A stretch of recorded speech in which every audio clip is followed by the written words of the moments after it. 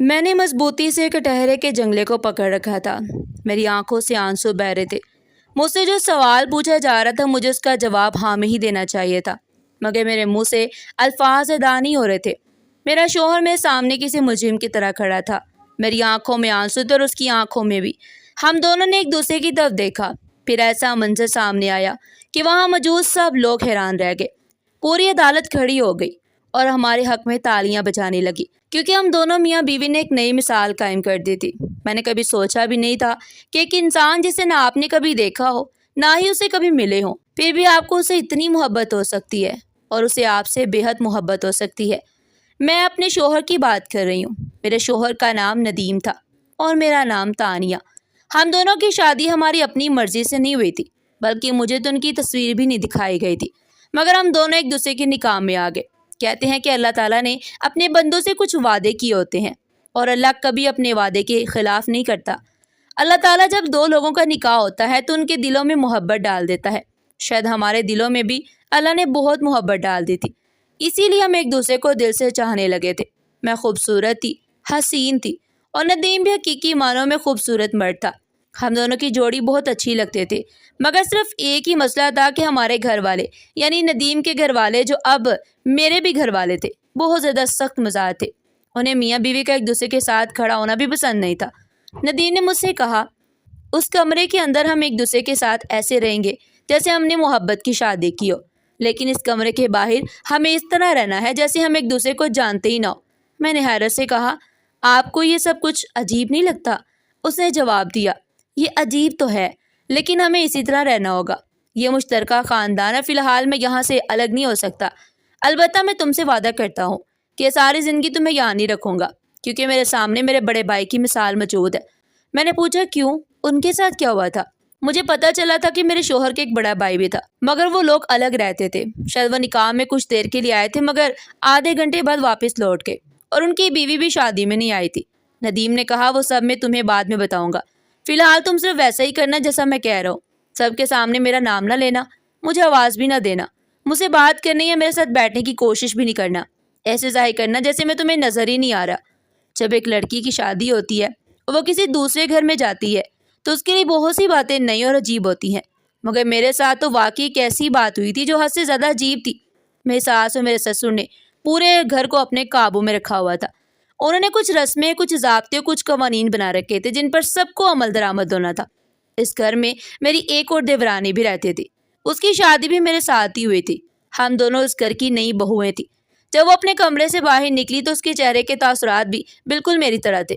شاید اس کے شوہر نے بھی اسے یہی سب کچھ سمجھایا تھا، لیکن فرق صرف یہ تھا کہ اس کی بچپن میں ہی اپنے شوہر سے منگنی ہو چکی تھی اور وہ اسی خاندان کی تھی، جبکہ میں اس خاندان سے باہر کی تھی۔ مجھے لگا کہ وہ میرے پاس آئے گی، مجھ سے بات کرے گی، ہم دونوں ایک دوسرے سے گل مل جائیں گے، کیونکہ آج ہمیں مل کر کھانا بنانا تھا۔ مگر اس نے مجھ سے ایک لفظ بھی نہیں کہا اور سیدھی وہاں سے چلی گئی۔ میں بھی اس کے پیچھے چل دی۔ ہمیں کچن میں بھیج دیا گیا۔ میری ساس نے کہا، تم دونوں کوئی میٹھی چیز بنا لو۔ انہوں نے میری دیورانی سے حلوہ بنانے کو کہا، جو نسبتاً آسان تھا، جبکہ مجھے کھیر بنانے کا حکم دیا، جو میرے لیے کافی مشکل تھا۔ شاید وہ اپنے خاندان کی تھی، اس لیے اس پر کچھ نرمی کی گئی، مگر میرے ساتھ ایسا نہیں تھا۔ میں بہت زیادہ پریشان ہو گئی، لیکن بڑی مشکل سے کھیر بنا ہی لی۔ میں نے زندگی میں پہلے بھی ایک بار کھیر بنائی تھی، مگر وہ خراب ہو گئی۔ اس وقت میرے گھر والوں نے کچھ نہیں کہا تھا، صرف اتنا کہا تھا کہ کوئی بات نہیں، آہستہ آہستہ سب آ جائے گا۔ آج بھی میں نے کھیر بنا تو دی، مگر وہ زیادہ اچھی نہیں بنی، اسی میری کوئی خاص تعریف بھی نہیں ہوئی۔ میرا موڈ خراب ہو گیا۔ رات کو میرے شوہر میرے بہت سی مٹھائیاں لے کر آئے۔ انہوں نے کہا، تمہیں پسند ہے نا، لیکن اس گھر میں باہر کی کوئی چیز نہیں آتی، اسے کسی کو پتہ نہ چلنے دینا، اور اس کا ریپر بھی کچرے میں مت پھینکنا۔ امی کبھی کبھی کچرا بھی دیکھ لیتی ہیں۔ ریپر اپنے پاس رکھنا اور جب میکے جاؤ تو وہاں جا کر پھینک دینا۔ میں نے کہا، ٹھیک ہے۔ پھر میں نے پوچھا، کیا یہاں باہر کی چیزیں بالکل بھی نہیں لا سکتے؟ انہوں نے کہا، نہیں، بالکل بھی نہیں۔ حالانکہ وہ لوگ شہر میں رہتے تھے اور ان کے گھر کے قریب ہی ایک فوڈ اسٹریٹ بھی تھی، جہاں سے ہر وقت لذیذ کھانوں کی خوشبوئیں آتی رہتی۔ عام طور پر شادی کے بعد میاں بیوی کبھی کوئی چیز منگوا کر ساتھ کھا لیتے ہیں یا کہیں گھومنے چلے جاتے ہیں، مگر مجھے آہستہ آہستہ معلوم ہونے لگا کہ اس گھر میں باہر آنا جانا بھی منع ہے۔ صرف میکے جانے کی اجازت تھی، وہ بھی 3 مہینے بعد، یا پھر اگر کوئی بہت ضروری مسئلہ ہو تو، اور میکے میں رات گزارنے کی بھی اجازت نہیں تھی۔ نہ شوہر چھوڑنے جاتا تھا اور نہ لینے آتا تھا۔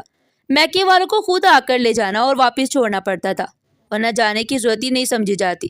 یہاں تو ہر قدم پر سختیاں تھیں۔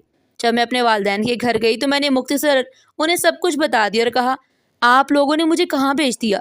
میرے والدین نے افسوس کہا، ہمیں کیا معلوم تھا، ہم نے تو ان کی شرافت اور امیری دیکھی تھی۔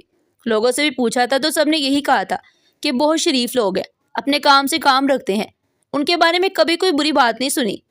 بس پھر میری زندگی اسی طرح گزرنے لگی۔ اس کے علاوہ اس گھر میں ڈش، ٹی وی اور کمپیوٹر رکھنے کی بھی اجازت نہیں تھی۔ اگر کسی کے پاس ذاتی موبائل ہو تو وہ بھی کمرے سے باہر استعمال نہیں کر سکتا۔ میرے شوہر نے مجھ سے کہا، تمہارے پاس موبائل ہے، میں تمہیں منع نہیں کرتا، لیکن سب کے سامنے استعمال مت کرنا، ہمیشہ سائلنٹ پر رکھنا، اور اگر اپنی امی سے بات کرنی ہو تو کمرے کے اندر آہستہ آواز میں کرنا۔ میری دوسری دیورانی کے پاس تو موبائل بھی نہیں تھا۔ اس نے دوبارہ موبائل رکھنے کی کوشش کی تو گھر والوں نے منع کر دیا۔ اس کے بعد اس نے موبائل رکھنا ہی چھوڑ دیا۔ مجھے یہ پابندیاں بہت عجیب لگتی تھی کیونکہ ہمارے گھر میں ایسی کوئی پابندی نہیں تھی۔ اب مجھے یہ سب کچھ پہلے سے بھی زیادہ عجیب لگنے لگا تھا، یہاں تک کہ میں نے اپنے شوہر سے شکایتیں کرنا شروع کر دی۔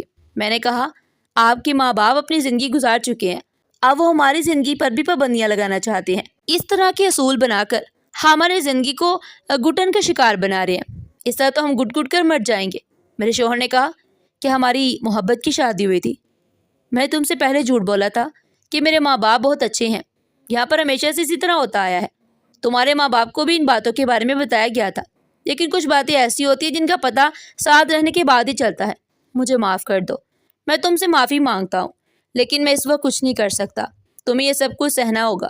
میں صرف اتنا کر سکتا ہوں کہ ایک دن تمہیں اس گھر سے لے کر الگ چلا جاؤ، لیکن ابھی ایسا نہیں ہو سکتا، اس میں وقت لگے گا، میں ابھی اس قابل نہیں ہوں، کیونکہ اگر ہم ابھی الگ ہو گئے تو یہ پابندیاں تو ختم ہو جائیں گی، مگر کچھ ایسے مسائل شروع ہو جائیں گے جو ان سے بھی زیادہ برے ہوں گے، اور پھر تم مجھ سے ہی شکایتیں کرو گی۔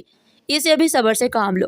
ہم سے پہلے بھی اس گھر میں ایک بہو آ چکی تھی، لیکن وہ بھی اس گھر سے جا چکی تھی، اور اب میں اور میری دیورانی اس گھر کی نئی بہویں تھیں۔ ہماری شادی کو 2 ہفتے بیت چکے تھے، تو گھر کے تمام کام ہم دونوں کے درمیان تقسیم کر دیے گئے۔ اس گھر کے کام اتنے زیادہ تھے کہ کام تقسیم ہونے کے باوجود بھی ہم دونوں پر بہت زیادہ بوجھ تھا۔ اب ہمیں پورے گھر کے کام بھی کرنے تھے۔ ہماری شادی کا ابتدائی وقت گزر چکا تھا، اور وہ وقت جس میں دلہن کو شہزادی بنا کر رکھا جاتا، اس کے بعد تو وہ گویا نوکرانی بن جاتی، اور ہمارے ساتھ بھی یہی ہو رہا تھا۔ میں بہت زیادہ تھک جاتی تھی، مجھے غصہ آنے لگا، میں چڑچڑی ہو گئی اور اپنے شوہر سے اکثر لڑنے جھگڑنے لگی۔ ایک دن میں نے ان سے پوچھ لیا، آپ کے بڑے بھائی کی بیوی کہاں رہتی ہے؟ نہ وہ یہاں ملنے آتی ہے اور نہ ہی گھر میں کوئی اس کا ذکر کرتا ہے۔ میرے شوہر نے بتایا وہ بھی اسی طرح اس گھر میں بیاہ کر آئی تھی جیسے تم آئی ہو۔ وہ میری ماں کی پسند تھی، بہت اچھی عورت تھی، سب کا خیال رکھتی، گھر کے سارے کام کرتی۔ 1-2 سال اسی طرح خوشی خوشی گزر گئے، پھر اللہ نے اسے جڑواں بچوں سے نواز دیا۔ 2 جڑواں بچوں کی دیکھ بھال ہی بہت بڑا کام تھا، اس لیے اس کی توجہ گھر کے کاموں کی طرف کم ہو گئی۔ امی کو یہ بات بری لگی، دونوں کے درمیان لڑائیاں اور جھگڑے شروع ہو گئے۔ میرے بڑے بھائی پر بہت دباؤ پڑا، آخرکار وہ اپنی بیوی اور بچوں کو لے کر اس گھر سے الگ ہو گیا۔ اب انہوں نے میرے سسرال والوں کے ساتھ ہر قسم کا تعلق ختم کر دیا۔ میرے بڑے بھائی کو میرے والد آج تک نہیں بلاتے، نہ سلام کا جواب دیتے، نہ ہی اگر وہ فون کرتے تو بات کرتے۔ ان کی بیوی سے تعلق رکھنا تو دور کی بات، وہ میرے بھائی سے بھی کوئی واسطہ نہیں رکھتے۔ وہ جو نکاح میں آ کر کچھ دیر بیٹھا تھا وہ صرف میری وجہ سے آیا تھا، کیونکہ میں اس کا چھوٹا بھائی ہوں، ورنہ میرے والد نے تو اس کی طرف دیکھا تک نہیں تھا، اور نہ ہی میری امی نے۔ میں نے کہا ہاں، ہم نے بھی جب پوچھا تھا تو انہوں نے یہی کہا تھا کہ ہمارے صرف 2 ہی بیٹے ہیں۔ پھر میں نے کہا اگر وہ الگ ہو گئے تو یہ ان کا حق تھا، اس میں کیا برائی ہے؟ جب ایک ہی گھر میں گزارا نہیں ہو رہا تھا تو الگ ہو جانا ہی بہتر تھا۔ اگر کل کو ہم بھی الگ ہو گئے تو کیا یہ لوگ ہمارے ساتھ بھی جینا مرنا ختم کر دیں گے؟ میرے شوہر نے کہا ہاں، اس سے ہم الگ نہیں ہوں گے، کیونکہ میں اپنے ماں باپ کے بغیر نہیں رہ سکتا۔ جیسے جیسے شادی کے دن گزرتے گئے میرے شوہر کا رویہ بھی بدلنے لگا۔ شروع میں تو ایسے لگتا تھا جیسے ہم دونوں ایک دوسرے سے بے حد محبت کرتے ہیں، مگر اب وہ محبت مانت پڑنے لگی۔ وہ اکثر معمولی باتوں پر مجھے ڈانٹ دیتا اور ہمیشہ یہی کہتا تم ہی گزارا کرو، تم ہی خاموش رہا کرو، تم کچھ نہ بولا کرو۔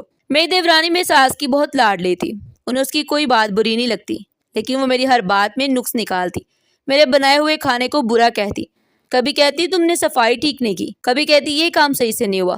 میں نے آج تک اپنی ساس سے کوئی بدتمیزی نہیں کی، مگر کہتے ہیں نا کہ ایک نہ ایک دن انسان تنگ آ ہی جاتا ہے، اور میرے ساتھ بھی یہی ہوا۔ ایک دن میں نے اپنی ساس سے کہہ دیا آپ ناانصافی کرتی ہیں، آپ سمیرہ کے ساتھ بہت اچھے طریقے سے پیش آتی ہیں، مگر میرے ساتھ نہیں، کیونکہ وہ آپ کے خاندان کی ہے اور میں پرائی ہوں۔ میں ساری زندگی بھی کچھ کر لوں پھر بھی آپ کے لیے پرائی ہی رہوں گی۔ میں صرف یہی الفاظ کہے تھے کہ نہ جانے میری ساس نے میرے شوہر کے کانوں میں کیا کیا باتیں ڈالی کہ جب وہ کمرے میں آیا تو مجھ سے لڑنے لگا اور اس نے پہلی بار مجھ پر ہاتھ بھی اٹھا دیا۔ کہتے ہیں کہ ایک بار شوہر کا ہاتھ اٹھ جائے تو پھر وہ رکنا مشکل ہو جاتا ہے۔ میں حیران رہ گئی۔ میں نے بہت سی عورتوں کے کہتے سنا تھا اگر شوہر ایک دو تھپڑ بھی مار دے تو اس کا برا نہیں ماننا چاہیے، اس کا مقام بڑا ہوتا ہے، ساتھ رہتے ہوئے غصہ آ ہی جاتا ہے اور غصے میں انسان سے غلطی ہو جاتی ہے۔ مگر مجھے یہ بات بہت بری لگی، میرے دل پر لگ گئی۔ بعد میں میرے شوہر نے مجھ سے معافی بھی مانگ لی، لیکن اس کے بعد جب بھی ہماری لڑائی ہوتی وہ مجھ پر ہاتھ ضرور اٹھاتا۔ ہماری لڑائیاں صرف گھر کے چھوٹے موٹے معاملات پر ہوتی تھی، مگر اس گھر کی ناانصافی اور پابندیوں سے میں بہت زیادہ تنگ آ چکی تھی۔ اللہ تعالیٰ نے ابھی تک ہمیں اولاد سے بھی نہیں نوازا تھا۔ جب میں ڈاکٹر کے پاس گئی تو انہوں نے کہا آپ بہت زیادہ ذہنی دباؤ اور پریشانی میں رہتی ہیں، اسی وجہ سے آپ کے ساتھ یہ مسئلہ ہو رہا ہے۔ اور واقعی میں بہت زیادہ پریشان رہنے لگی تھی۔ میری زندگی سے ساری خوشیاں جیسے اچانک ختم ہو گئی۔ صرف شادی کا پہلا مہینہ ہی خوبصورت گزرا تھا، اس کے بعد مجھے یوں محسوس ہونے لگا جیسے میں کسی عذاب میں مبتلا ہوں اور معلوم نہیں یہ سزا کب ختم ہوگی۔ میں اپنے شوہر سے دل کھول کر کوئی بات بھی نہیں کر سکتی تھی، اگر اپنے دل کی بات کرتی تو وہ بھی جھگڑے کا سبب بن جاتی، اور پھر 3-4 دن تک ہم ایک دوسرے کی طرف دیکھنا بھی پسند نہیں کرتے۔ میری ساس نے میرے خلاف وہ ایک عدالت قائم کر رکھی تھی۔ ان کی حیثیت پہلے ہی مضبوط تھی کیونکہ پورے گھر پر انہی کی حکومت چلتی تھی۔ میرے لیے سب کچھ ایسا تھا جیسے کوئی جنگل میں رہ کر شیر سے دشمنی مول لے لے، لیکن میں بھی اب حد سے زیادہ تنگ آ چکی تھی۔ آخر ایک وقت ایسا آ ہی جاتا ہے جب انسان برداشت نہیں کر پاتا۔ میرا شوہر مجھ پر ہاتھ اٹھاتا، مجھ سے لڑائی جھگڑا کرتا اور میں ہر گزرتے دن کے ساتھ زیادہ پریشان ہوتی جا رہی تھی۔ ایک دن اسی طرح کسی معمولی بات پر ہماری بہت زیادہ لڑائی ہو گئی۔ میرے شوہر نے اونچی آواز میں چیخنا شروع کر دیا، حالانکہ وہ ہمیشہ کہتا تھا کہ کمرے کی کوئی بات باہر نہیں جانی چاہیے، مگر لڑائی کی آوازیں پورے گھر میں گونج رہی تھی اور وہ اپنی آواز آہستہ کرنے کو بھی تیار نہیں تھا۔ اسے مجھ پر ہاتھ اٹھایا، پھر کمرے سے باہر چلا گیا۔ میرا سر ٹیبل سے ٹکرایا، میں بے ہوش ہو گئی۔ میں پورے 12 گھنٹے تک بے ہوش پڑی رہی، مگر کسی کو یہ خیال تک نہ آیا کہ میں کمرے میں زندہ ہوں یا مر چکی ہوں۔ 12 گھنٹے بعد میرا شوہر کمرے میں آیا۔ اس نے مجھے زمین پر دیکھا تو یہی سمجھا کہ میں سو رہی ہوں، کیونکہ میں قالین پر ہی گرے ہوئے تھی۔ اس نے 1-2 گھنٹے تک یہ جاننے کی بھی کوشش نہیں کی کہ میں زندہ ہوں یا نہیں، بلکہ صرف یہی کہتا رہا اٹھو میرے لیے کھانا لگاؤ، رات ہو گئی ہے۔ جب میں نے کوئی جواب نہ دیا تو وہ غصے میں میرے قریب آیا۔ اس نے مجھے پلٹایا تو دیکھا کہ میرے سر پر گہرا زخم ہے۔ پھر وہ مجھے فوراً ڈاکٹر کے پاس لے گیا۔ ڈاکٹر نے کہا یہ 12 گھنٹے سے بے ہوش تھی، کوما میں بھی جا سکتی تھی، کافی خون بہہ چکا ہے، اگر آپ انہیں مزید دیر سے لاتے تو معاملہ بہت زیادہ خراب ہو سکتا تھا۔ مجھے ہوش تو آ گیا تھا، مگر میری آنکھوں میں صرف شکایتیں تھیں۔ میں اپنے شوہر کو عجیب نظر سے دیکھ رہی تھی۔ میں اسے کوئی بات نہیں کر رہی تھی کیونکہ اسی کی وجہ سے یہ سب کچھ ہوا تھا، اسی کی وجہ سے میری جان خطرے میں پڑ گئی۔ ڈاکٹر نے یہ بھی بتایا کہ میں حاملہ تھی، مگر ابتدائی دن ہونے کی وجہ سے حمل ضائع ہو چکا تھا۔ میرے ساتھ اتنا بڑا سانحہ پیش آ چکا تھا، میرے چہرے پر ٹانکے لگے تھے جن کا نشان شاید ساری زندگی باقی رہنے والا تھا۔ میرے شوہر کی آنکھوں میں بھی شرمندگی تھی، مگر میں اس وقت حیران رہ گئی جب گھر واپس آنے کے صرف چوتھے دن ہی اس نے دوبارہ مجھ سے جھگڑا کیا اور پھر مجھ پر ہاتھ اٹھا دیا۔ اس نے ایک لمحے کے لیے بھی یہ نہیں سوچا کہ میں پہلے ہی بیمار ہوں، میرے ٹانکے لگے ہوئے ہیں اور مجھے آرام کی ضرورت ہے، مگر اسے میرے احساسات کا ذرا بھی خیال نہیں آیا۔ جس رشتے میں احساس نہ ہو وہ رشتہ اندر سے بالکل کھوکھلا ہو جاتا ہے، اور ایسے کھوکھلے رشتے کو انسان ساری زندگی کیسے اٹھا کر چل سکتا ہے۔ آخر کار میں نے اپنے ماں باپ کو سب کچھ بتا دیا اور ناراض ہو کر اپنے میکے آ گئی۔ میرے شوہر نے مجھے ایک فون تک نہیں کیا۔ میں 3 مہینے تک اپنے والدین کے گھر رہی۔ پھر ایک دن میری ساس کا فون آیا اور انہوں نے کہا اگر آپ اپنی بیٹی کو بھیجنا چاہتے ہیں تو اسے ہمارے گھر چھوڑ جائیں، اور اگر نہیں تو پھر آپ کی بیٹی کا ہمارے بیٹے کے ساتھ کوئی رشتہ نہیں رہے گا۔ میرے والد نے کہا میں اپنی بیٹی پر طلاق کا داغ نہیں لگنے دوں گا، اس لیے ہم نے خلا کا مقدمہ دائر کر دیا۔ مگر جب خلا کا کیس چل رہا تھا تو مجھے میری جٹھانی کی کال آئی۔ اس نے کہا مجھے سب کچھ معلوم ہو گیا، تمہارا شوہر ہمارے گھر آیا تھا، وہ میرے شوہر کے ساتھ بیٹھ کر باتیں کر رہا تھا، وہ تمہیں چھوڑنا نہیں چاہتا، وہ تم سے بہت محبت کرتا ہے۔ وہ کہہ رہا تھا کہ میں اپنی امی کی باتوں میں آ گیا اور میرا گھر برباد ہونے والا ہے، میری مدد کرے۔ میں نے کہا اگر اسے واقعی اپنی غلطی کا احساس ہو گیا تو پھر وہ خود آ کر اس کا اظہار کیوں نہیں کرتا؟ آپ کو کیوں بھیجا ہے؟ کیا آپ مجھ سے بات کریں اور مجھے واپس گھر لے جائیں؟ کیونکہ میری جٹھانی نے مجھ سے کہا تھا تم واپس آ جاؤ، تمہارا شوہر بدل چکا ہے، اسے اپنی غلطیوں کا احساس ہو گیا، اب سب کچھ ٹھیک ہو جائے گا۔ لیکن میری خواہش تھی کہ وہ خود مجھے لینے آئے، مگر وہ نہیں آیا۔ اس کے اندر اب بھی جھجک تھی، اب بھی وہ ہمارے رشتے کو بچانے کے لیے ہمت نہیں کر پا رہا تھا۔ پھر معاملہ عدالت تک پہنچ گیا، جہاں مجھ سے پوچھا جا رہا تھا کہ میں خلا کیوں لینا چاہتی ہوں۔ مجھے صرف ایک وجہ بتانی تھی، اگر میں صرف یہ بھی کہہ دیتی کہ میں اس شخص کے ساتھ نہیں رہنا چاہتی کیونکہ مجھے پسند نہیں کرتی تو خدا ہو جاتی۔ میرا شوہر میرے سامنے کھڑا تھا، ہم دونوں ایک دوسرے کے سامنے کھڑے تھے، اس کی آنکھوں میں بھی آنسو تھے اور میری آنکھوں میں بھی۔ شاید ہم دونوں وہ تمام لمحے یاد کر رہے تھے جو ہم نے ایک دوسرے کے ساتھ گزارے تھے۔ آخر کس کی غلطی تھی کہ ہم آج اس مقام پر پہنچ گئے؟ کیا ہم ایک دوسرے کے لیے برے تھے؟ کیا ہمیں ایک دوسرے سے محبت نہیں تھی؟ نہیں، ایسا ہرگز نہیں تھا۔ یہ سب کچھ میری ساس کی وجہ سے ہوا تھا۔ انہوں نے ہی اپنے بیٹے کا گھر برباد کیا اور آج ہمارا رشتہ اس موڑ پر آ کھڑا ہوا۔ جج نے مجھ سے پوچھا کہ آپ اس شخص کے ساتھ نہیں رہنا چاہتی؟ میری آنکھوں سے آنسو اس طرح بہہ رہے تھے جیسے کوئی ڈوری سے موتی ٹوٹ کر گر رہے ہوں۔ میرا شوہر بھی رو رہا تھا، وہ بھی آج اپنے آنسو روک نہ سکا۔ اس نے میری آنکھوں میں دیکھا اور سر ہلا کر اشارہ کیا، مجھے چھوڑ کر مت جاؤ۔ اس کا یہ انداز وہاں موجود سب لوگوں نے دیکھا، حتیٰ کہ اس کی ماں نے بھی۔ میرے لیے یہی احساس کافی تھا کہ اس نے سب کے سامنے یہ مان لیا کہ وہ میرے ساتھ رہنا چاہتا ہے اور مجھے چھوڑنا نہیں چاہتا۔ میں نے فوراً کہہ دیا، میں خلا نہیں لینا چاہتی، میں اسی آدمی کے ساتھ رہنا چاہتی ہوں۔ میرا شوہر فوراً میرے پاس آیا، سب کے سامنے اس نے میرا ہاتھ تھام لیا اور کہا، میں بھی تمہیں نہیں چھوڑنا چاہتا اور ساری زندگی تمہارے ساتھ گزارنا چاہتا ہوں۔ جب میری ساس نے یہ منظر دیکھا تو حیرت سے اپنے کانوں کو ہاتھ لگا لیا۔ آخر اس میں حیرانی کی کیا بات تھی؟ وہ میرا شوہر تھا۔ اگر اس نے سب کے سامنے میرا ہاتھ پکڑ کر یہ کہہ دیا کہ میں اس کی بیوی ہوں اور وہ ساری زندگی میرے ساتھ رہنا چاہتا ہے تو اس میں غلط کیا ہے؟ میں اس دن اپنے سسرال واپس نہیں گئی بلکہ اپنے والدین کے گھر آ گئی۔ میرے شوہر نے میرا سارا سامان خود پیک کیا، الگ ایک گھر کرائے پر لیا، وہاں میرا سامان منتقل کیا اور پھر مجھے لینے آیا۔ اس نے کہا، مجھے معاف کر دو۔ اب مجھے احساس ہو گیا کہ ہمارا گھر برباد کرنے میں میری ماں کا کتنا بڑا ہاتھ تھا۔ میں نے تم پر ہاتھ اٹھایا۔ وہ مجھے تانے دیتی تھی، کہتی تھی کہ تم کیسے مرد ہو، اپنی بیوی کو کنٹرول میں نہیں رکھتے، اس پر روب نہیں جماتے۔ لیکن اللہ کا شکر ہے کہ میں نے تمہیں اپنی زندگی سے نہیں نکالا اور تم نے بھی مجھے معاف کر دیا۔ آخر میں صرف اتنا کہنا چاہتی ہوں کہ اگر آپ کے گھر میں آپ کے بیٹے کی شادی ہوتی ہے اور اس کی بیوی اس گھر میں آتی ہے تو اس کا مطلب یہ ہرگز نہیں کہ آپ کا بیٹا آپ سے پرایا ہو گیا۔ اس کی زندگی میں صرف ایک نیا رشتہ شامل ہوا ہے جو اس کی ذمہ داری بھی ہے۔ وہ نہ آپ کو چھوڑے گا اور نہ ہی آپ سے بے وفائی کرے گا، لیکن اگر آپ اس کی بیوی کے ساتھ برا سلوک کریں گے تو آپ خود اپنے بیٹے کو اپنے سے دور کر دیں گے اور پھر سب کچھ برباد ہو جائے گا۔ میری ساس کا پہلا بیٹا بھی اسی وجہ سے ان سے الگ ہوا اور دوسرا بیٹا بھی آخرکار الگ گھر لے لیا۔ اب صرف میری دیورانی اور دیور ہی ان کے ساتھ رہ گئے تھے اور سنا تھا کہ آج کل ان کے حالات بھی خراب چل رہے تھے اور وہ بھی الگ ہونے کی باتیں کر رہے تھے۔ میرا صرف ایک سوال ہے کہ جب سبھی چھوڑ کر چلے جائیں گے تو پھر ان کے پاس کیا رہ جائے گا؟ کیا یہ بہتر نہیں تھا کہ وہ اپنے اندر کچھ نرمی پیدا کر لیتی، محبت اور شفقت سے پیش آتی، تاکہ گھر بھی آباد رہتا اور سب لوگ خوشی خوشی ایک ہی چھت کے نیچے رہتے؟ اس لیے تمام وہ عورتیں جو کسی کی ساس بننے جا رہی ہیں وہ یہ بات ضرور یاد رکھے کہ جو لڑکی آپ کے گھر بہو بن کر آ رہی ہے وہ بھی کسی کی بیٹی ہے۔ اگر بہو کو بیٹی بنا لیا جائے اور بہو بھی ساس کو ماں کا درجہ دے دے تو واقعی زندگی جنت بن سکتی ہے۔ ناظرین، آپ کو ہماری آج کی کہانی کیسی لگی؟ کمنٹ سیکشن میں اپنی قیمتی رائے کا اظہار ضرور کیجیے گا، اور اس طرح کی مزید سبق آموز اور دلچسپ کہانیاں سننے کے لیے چینل کو سبسکرائب کریں، ویڈیو کو لائک کریں اور زیادہ سے زیادہ شیئر کریں۔ پھر ملتے ہیں ایسی ہی زبردست اور سبق آموز کہانی کے ساتھ، تب تک کے لیے اپنا بہت سارا خیال رکھیے گا۔ شکریہ، اللہ حافظ۔